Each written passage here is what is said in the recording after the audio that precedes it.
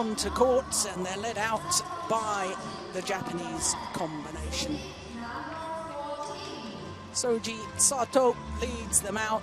Naoki Kawamae, his partner. In fact, the third-ranked Japanese pair, but they're still at number 13 in the world rankings. Down one place, actually, since last week. But making their first appearance here at the China Open, this Japanese combination. So to the Koreans, and if you were with us yesterday, you will have seen a very exciting match between Go Sung-hyun and Yeon Seong of Korea. 3 games they had against Koo Kian-kiat and Tan Boo-hyung of Malaysia. Well, as I say, I'm Jill Clark, and I'm once again joined by former England head coach Ian Wright. And Ian, it is a great lineup for this afternoon. Yes, it is, and as you were saying earlier on, Jill, it'll be very interesting to see how the hall plays today. Certainly a lot warmer in the hall today. They've turned the heating up. Players have been complaining all week that it's been very slow conditions, and it'll be interesting to see whether the increase in heat in the hall increases the speed of the shuttles. Yes, indeed.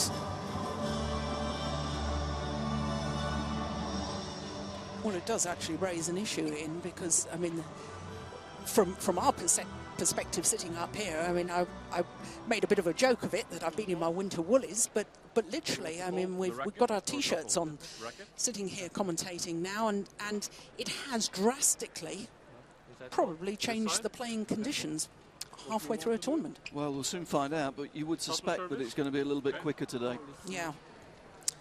Well, there's our umpire, Michael Dahl from Norway.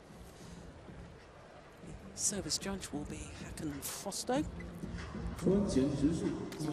But there's Go Sung-hyun, 24-year-old from Korea.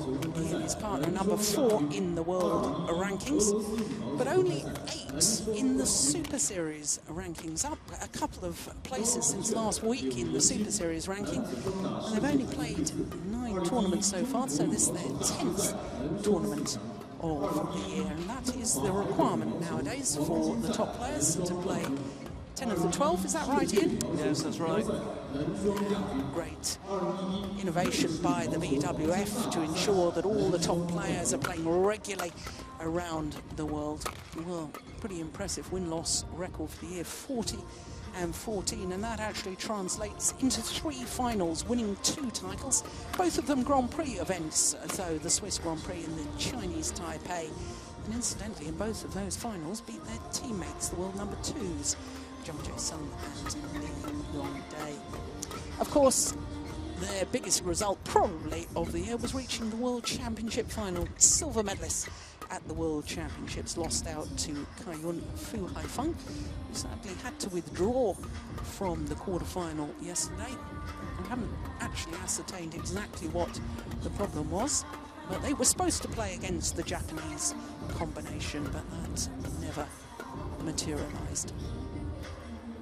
So, to the Japanese players, well, Naoki Kawamae, there he is, 29 years of age.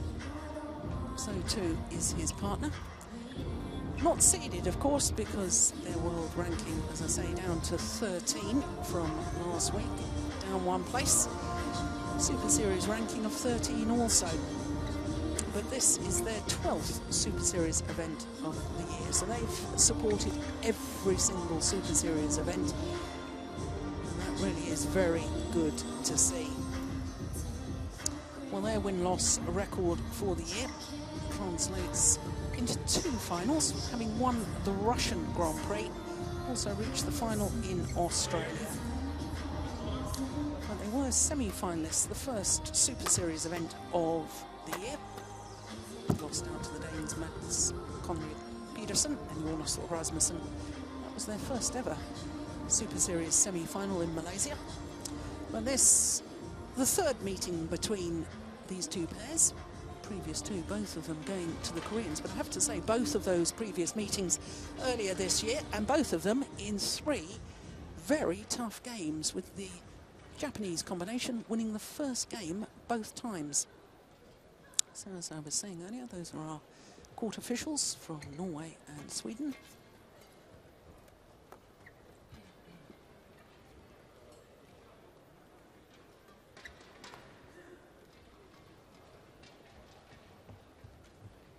Well, of course, Japanese pair having that walkover in the quarterfinal yesterday, so they didn't get to play on the match courts.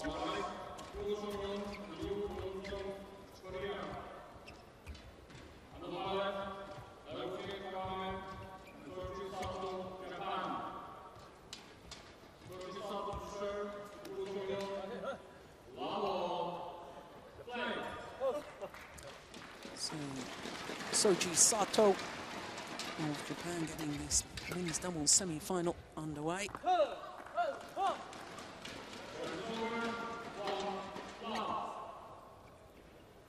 And of course, Ian, there's different ways of looking at the fact that the Japanese combination had a walkover against the #1 seeds, the reigning world champions Hyun and Fu Haifeng. You know, you could say, well, they had a rest, they had an easy day, whereas Yeon Yoo had that long 3-game battle, an hour and 3 minutes against the Malaysian pair. But players will be used to training every day, so they haven't had the opportunity to play on the match courts. They might have missed out on a bit of sharp practice. Yeah, it was interesting though. We were down at the stadium early today, and it was the Japanese pair that were the first players here. They had a really good workout on the court that's going to be used for this match, and they looked very sharp, I have to say. At this stage of the season, sometimes it's an advantage to get that day off, just get a bit of a break. As you say, they've played in all 12 of the Super Series events. That's not just a lot of badminton, but it's a lot of travel as well. So they may just have the edge in freshness here. Yeah, it's not bad. The first and last Super Series events of the year, your best two, at least a semi-final in both. They could, of course, progress through to the final if they win this one.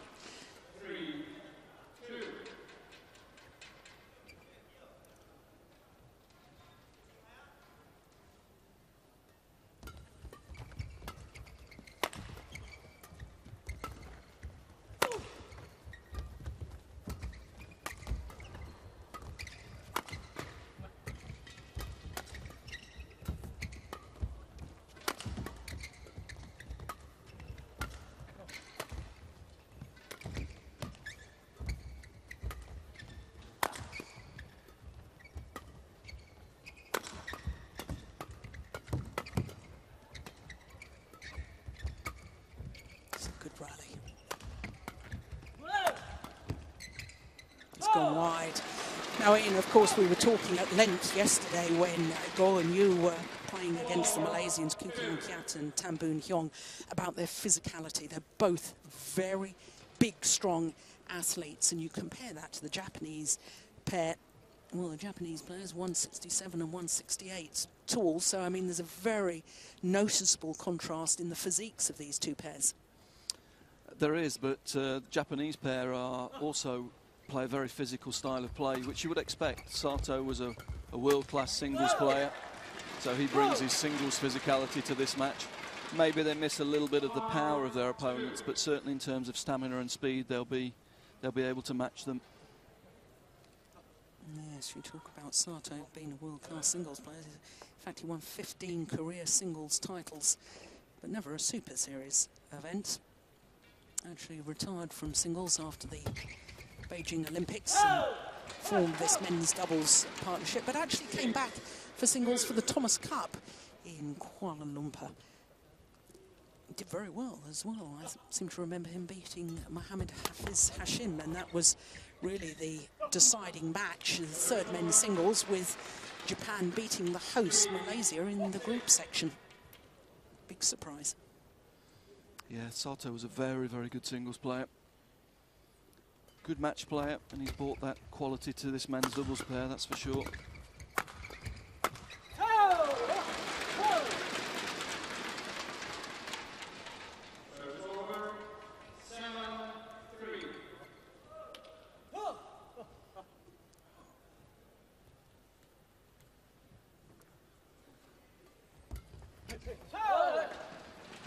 The other interesting thing with Sato is he's also struck up a useful mix combination as well, and he's on the way up in the mix rankings as well. Yeah, he certainly is. Had some very good results in mixed.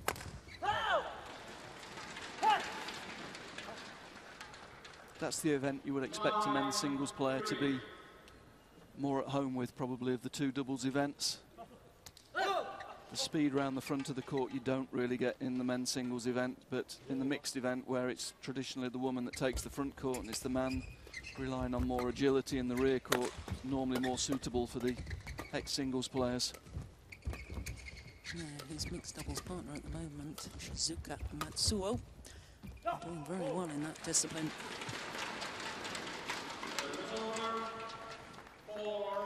It's interesting to me in that 3 of the 4 players on court do play mixed doubles as well as men's doubles. You were talking yesterday about, you know, now we're in the Olympic qualifying period, building up to the less than a year now to the Olympics in London. How many players are actually just specialising now at one event? But 3 of these 4 men do play regularly mixed doubles as well. Yeah, certainly on the Korean side, there's a big tradition of the men playing 2 events. And when you look at the Korean pair, of course, Ko really came to the attention of world badminton as a mixed player. His breakthrough was in mixed doubles. And his success in men's doubles has followed on from the mixed, really.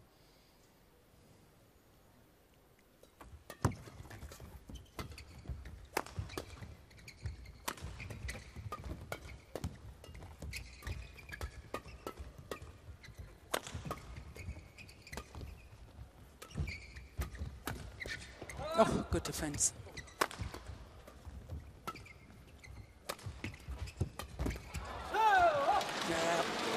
Launching himself towards the net, Yeon Seong. Good kill, good commitment. And it means they go to the mid-game interval with a 6-point advantage.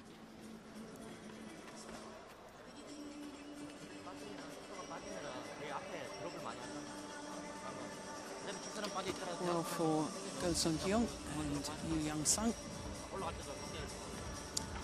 Had to play qualifiers in the first round. Their teammates, Kim Ki-jung and Shin-Dek Chol. 2 games there. 2 games also in the second round with their victory over Chen Hun-ling and Lin Yu-lang of Taipei. And then, of course, against the Malaysian number 5 seeds yesterday evening.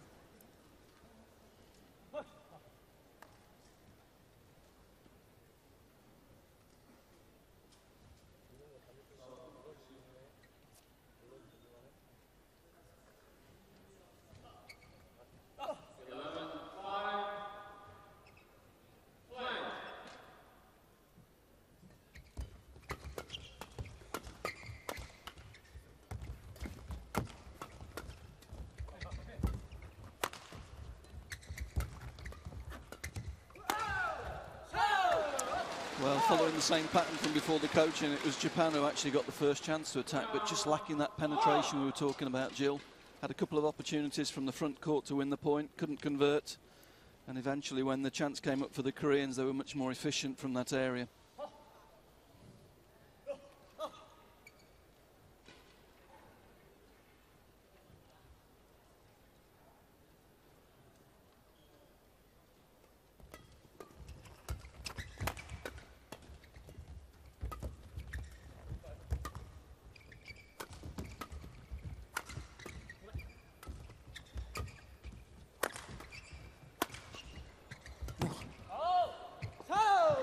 Good opportunity to get through, but Korean defense at the moment dominating this game. The Japanese just haven't found ways to get the shuttle on the floor so far. Even from mid-court there, couldn't put it away.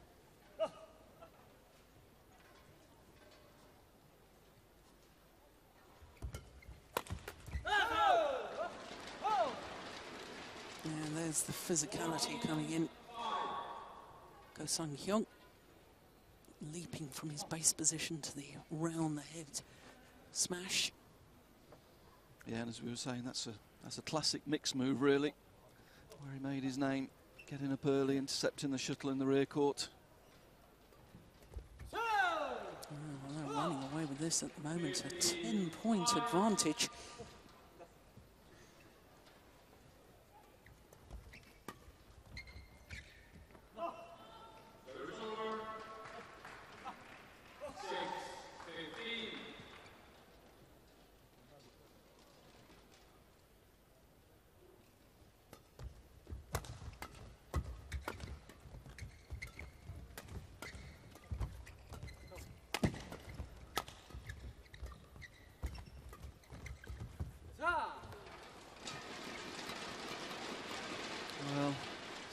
Japanese don't want to take the Koreans on a fast mid-court game, and they're trying to block, but the Koreans are really alive to it and closing that space down at the moment.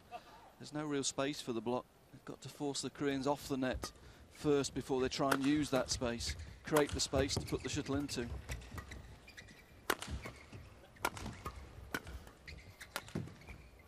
That's better, forcing the Koreans back off that net position, keeping the attack.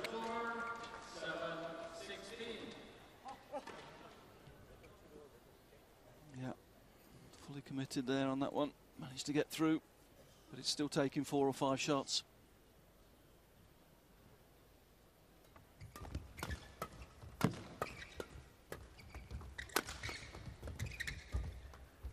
Oh, it's going wide.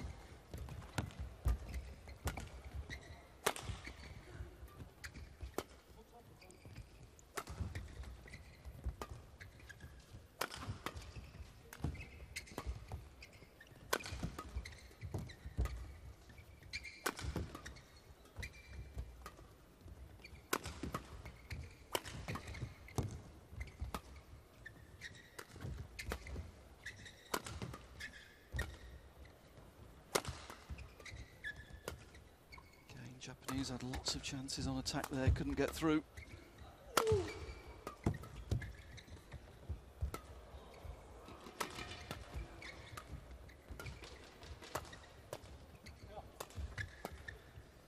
Oh, that's terrific. Yeah. Finds the line.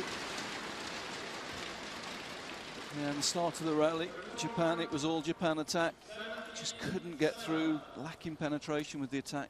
Lacking a little bit of variety as well, probably. And when the Koreans get the attack, they hold the attack and eventually find the precision to win the point.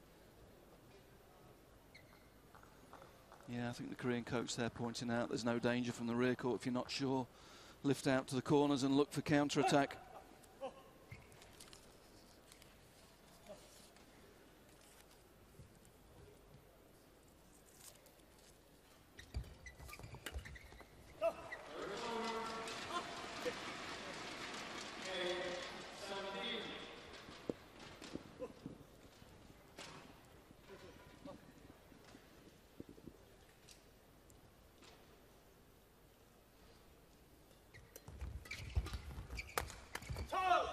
Yeah, that was clever. Seemed to brush across the feathers, looking as if he was going to play that across court, Sato. But playing it straight. Yeah,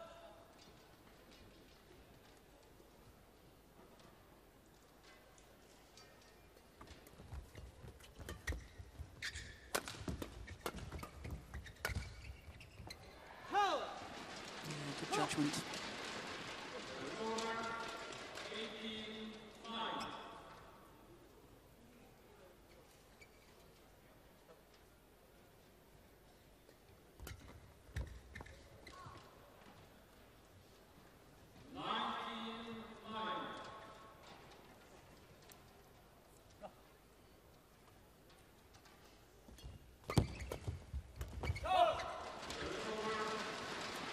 Good, took the shuttle early on the mid-court, changed the direction quickly. 10, 19.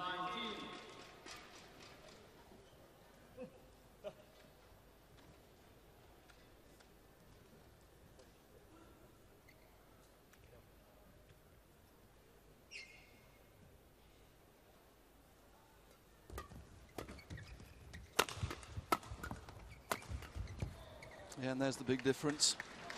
Koreans take the attack, find a way through. Good precise attack from the rear court, setting his partner up in the front court. Yeah, and they've earned themselves game points here. 10 of them.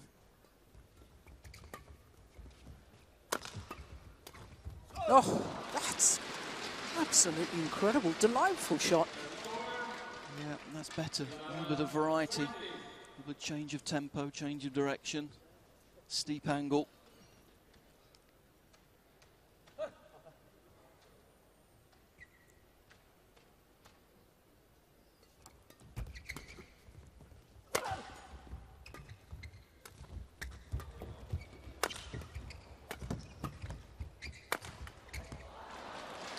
Well, almost in trouble there, getting in each other's way. Yeah, you'd rather see two of them going for it than none of them, though.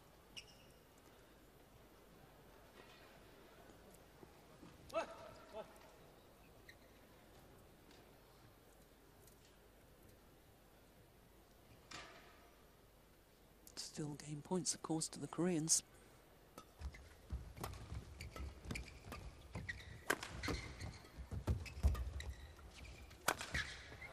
It's wide. This time, the Koreans convert on their third game point opportunity. 21-12. Well wide. 15 minutes for that opening game. And the Koreans looking very strong, as indeed they did yesterday.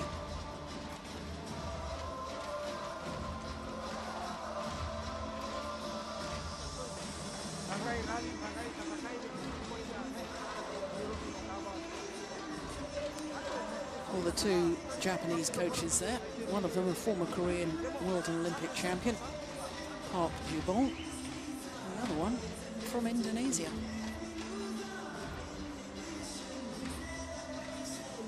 Yeah, it'll take all of Park's experience here to try and turn this one around. What I do think, first thing I would say is that the Japanese have got to be a little bit more aggressive on return of serve. They've been very passive. It's okay playing the block return and taking the attack, but if you haven't got the firepower to get through, it doesn't really get you very far. So they've got to be a little bit more aggressive on return, try and mix it up a little bit more, try and take the initiative, create more opportunities from higher up the court.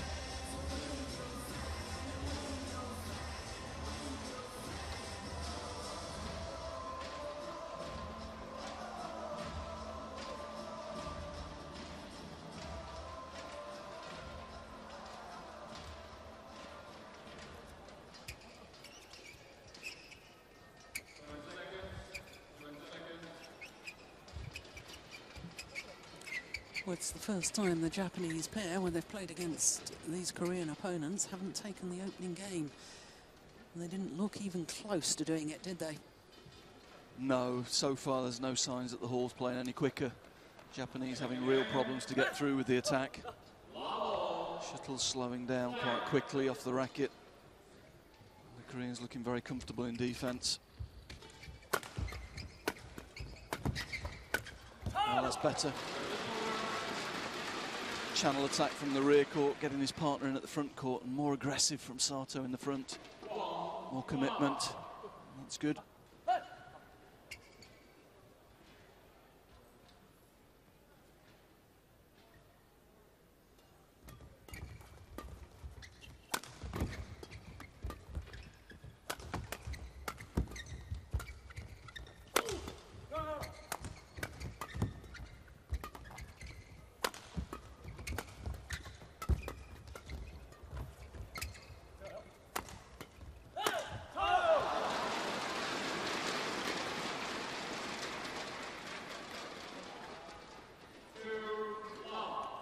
Good rally.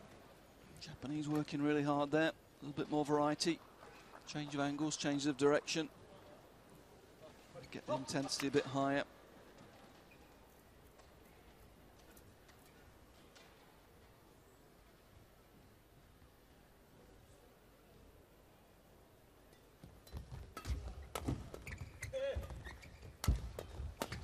Yeah, it is good play. Yeah, a little bit more commitment on the front court in the first few points here. Certainly much needed. Yeah, I thought the Japanese pair played really well in their opening match here in Shanghai, beating the number 6 seeds fresh from their gold medal at the Southeast Asian Games last week. Hassan and Sukarno of Indonesia won 2 straight games. We knew the Japanese pair were in good form.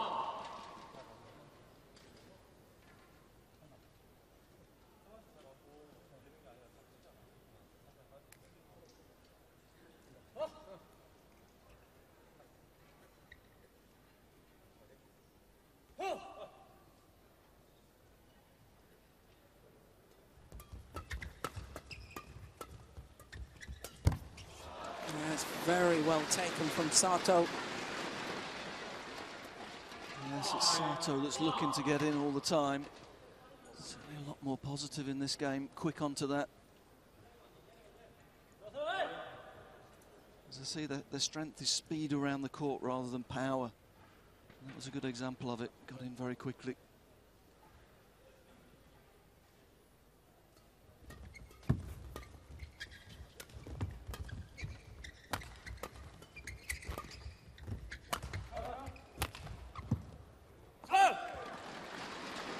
Forced to take the backhand very late. Yeon Seong Yoo.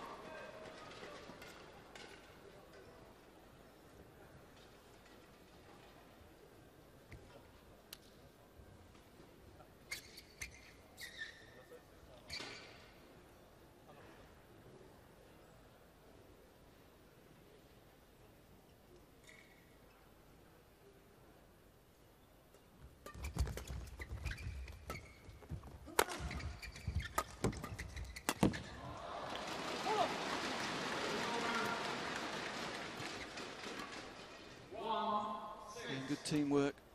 Yoo steps out, Koo steps up.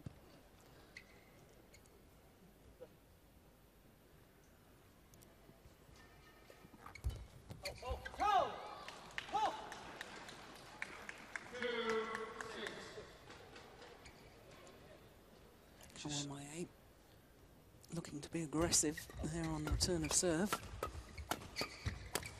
Oh, racket's gone.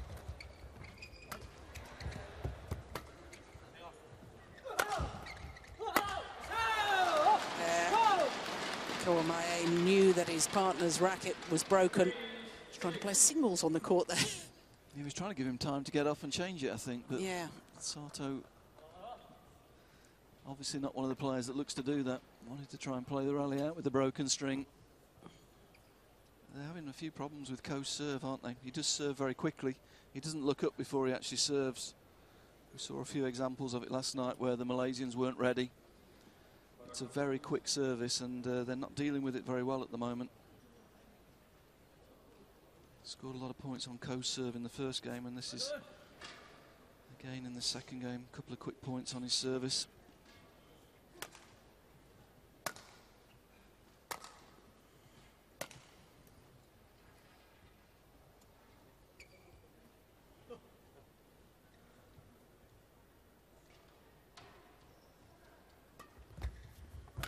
Good serve. Totally deceived Sato on the flick serve. Well, they're trying to get earlier onto his short serve because it's coming so quickly, and there he just held it and used the flick serve for variety. Something he didn't do last night in the quarterfinal.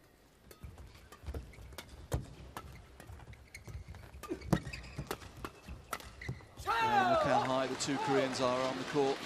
Two of them in the forecourt there, pressure in the net position. They know how difficult it is to win from the rear court in this hall, so when the chances come, there's two of them really pressing forward, looking for opportunities.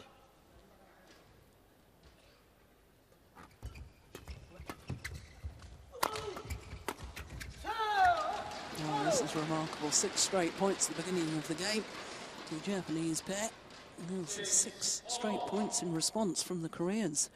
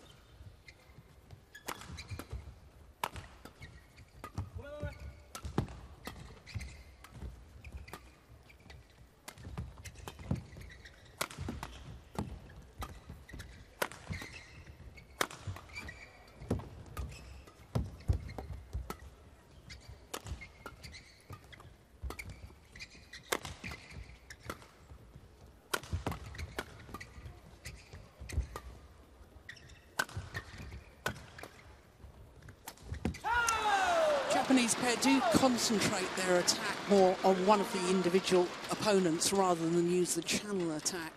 It's easier to get the net player involved with the channel attack because it narrows the angle of reply. And by that, I mean channel attack hit down in between both of your opponents.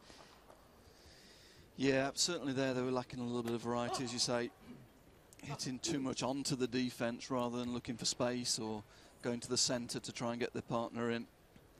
They haven't got the power in this hall to get through with that sort of body attack.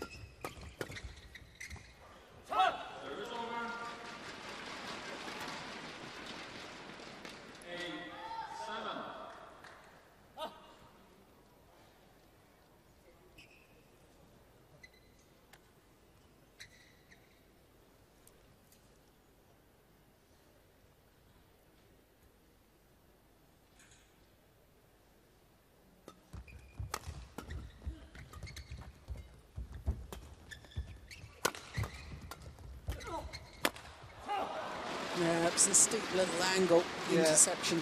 Yeah, there they didn't hit onto the defence, did they? They made the Koreans go and fetch the shuttle. That gives them time to get in good position and created the opportunity there. We see it going for angle, not pace on the first one. That gives him time to get into position to finish the next one. 2:45, that's 152 miles per hour.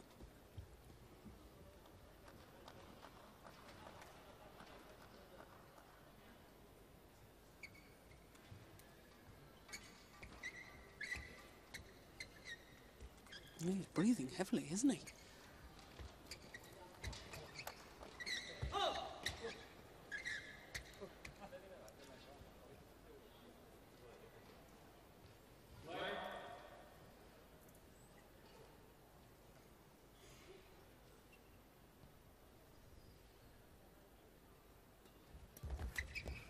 Oh, super shot.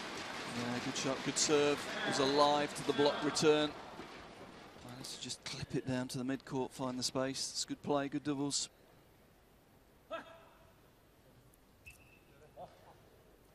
So important if you get a good short serve in, not to give the net reply. Close that tape down.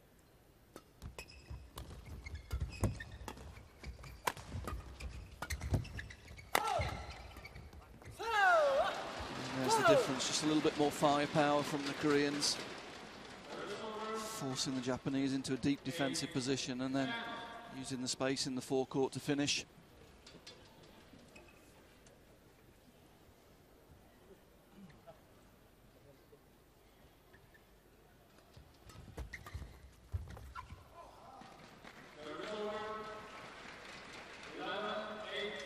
Wow. This time the mid-game interval, the advantage with the Japanese pair. 3-point advantage.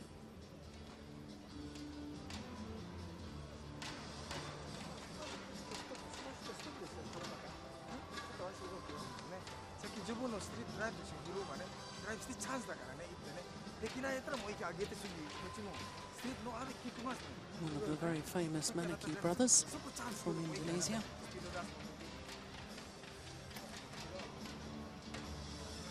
Speaks Japanese pretty well, doesn't he? He's been there a while now.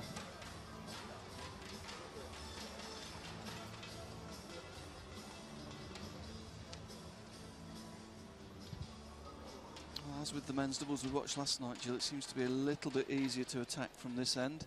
Seems to be harder to finish the shuttle from the far end.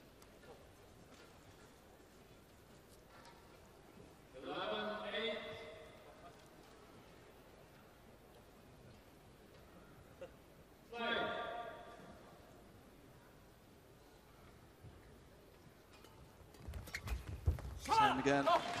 Korean going for the block return, simple block return. This time it was Sato that was really alive to it. Not giving him a space on the tape to play the simple return. It's good play.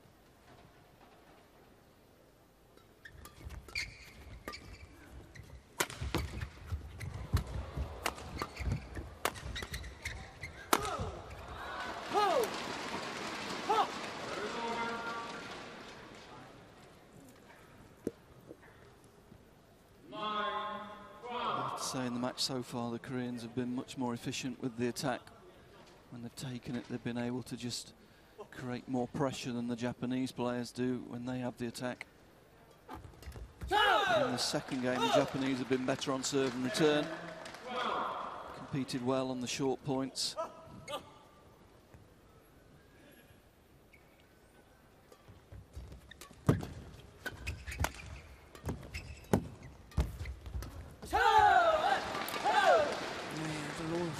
A lot of court to cover across court there. Goes Song Hyun.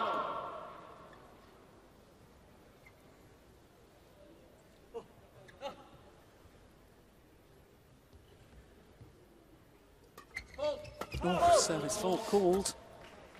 Yeah, my first impression was to look to the service judge with that serve. He seemed to bring the hand up a long way before he actually struck the shuttle.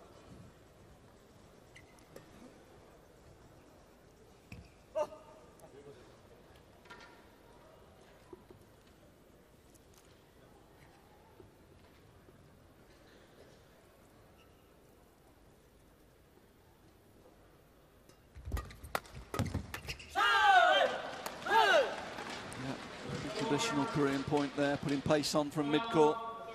Drive, follow.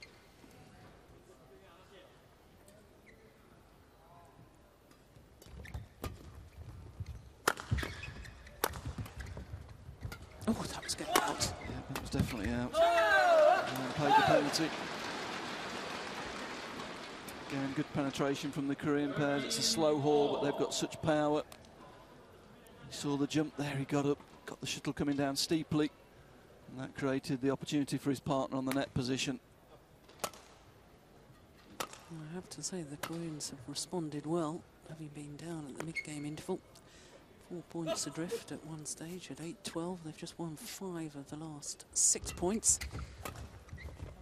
Oh, horrible confusion. Well, that emphasises your points, Ian, about you'd rather see both players going for it than none. Yes. Absolutely. Well, I have to say, I think any men's doubles pair would be surprised with a clear up the middle these days. Not something you see very often in men's doubles now.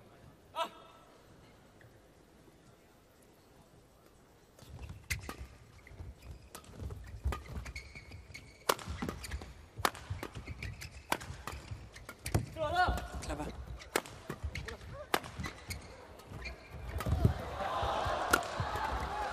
Wow, having dived and got back up and then tripped over. Go, Seong Yoo. Well, all dramatic stuff. And again, we see how difficult it is for the Japanese to finish. They were all over that point. 5 or 6 opportunities to win the point, but it all comes back. They're having to work very, very hard in attack to win these points. Yeah, a good dive.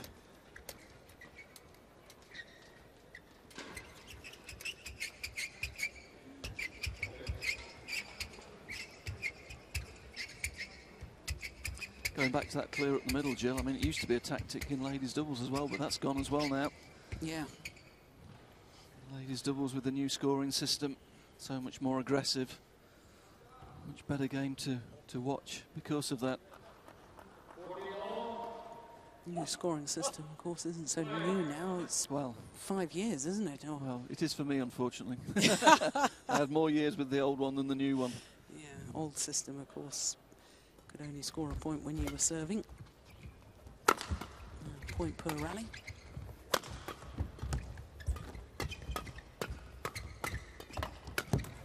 Good pressure.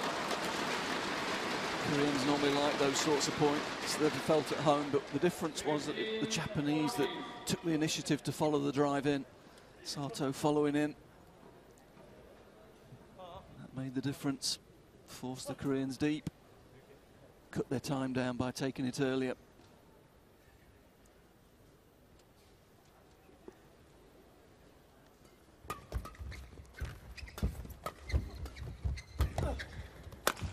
And Sato again. He's really pushing hard now. He was all over that point. Created the attack in the front court and then stepped out and won the point from the rear court. Good play.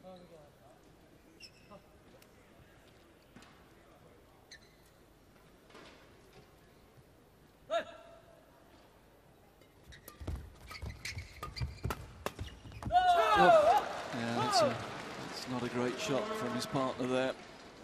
Sato trying to push forward, but his partner playing a drive that was going upwards. Allowed the Koreans to hit down very quickly. No chance.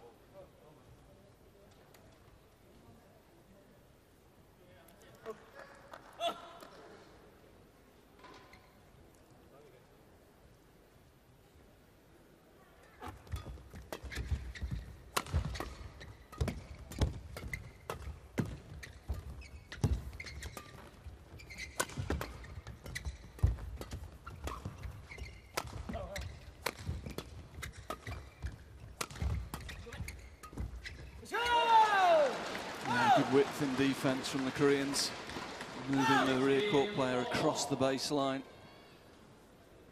not giving him any time to get into position to use the smash. And it very much seemed a tactic of the hand gestures there of Kang Hyun-jin, or anything to go by, where he seemed to be saying, yep, move them cross court on the defence.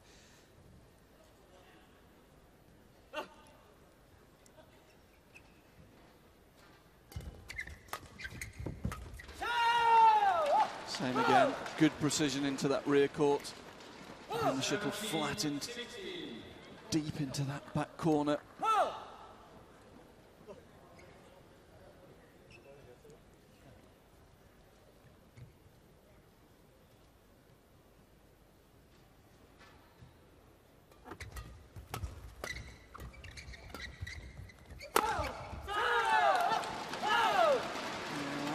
Incredible to get through with sheer power, given the conditions. Yeah, and I think it's the change of pace was the surprise there. He's been using a lot of half smash from the rear court coat. Their full-blooded smash just caught the Japanese defence off guard. 4 straight points. And again, building from the rear court is that drive into that rear court corner again. Allows the net player to stay forward, puts them in a very attacking position. Yeah, the Koreans really applying the pressure at exactly the right moment. From 14-16 down, all of a sudden 19-16 up.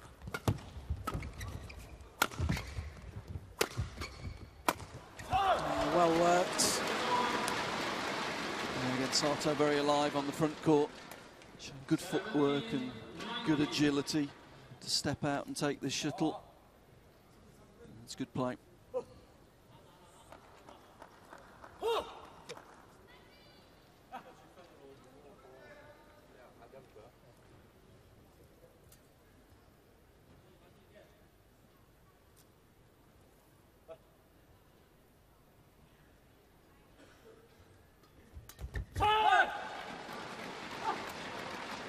Good serve.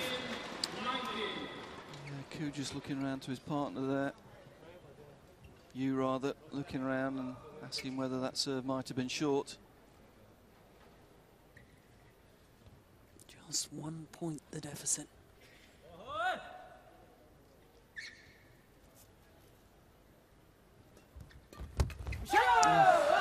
Well, it was a good serve. I was just thinking to myself how important to get away a good serve, and made a complete mess of the third shot.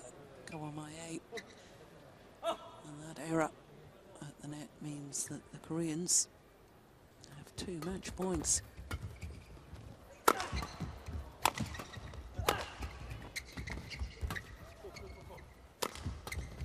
It's gone wide.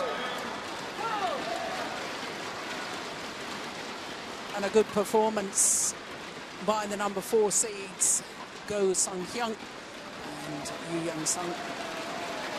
2 straight games, 38 minutes, 21-12, 21-18.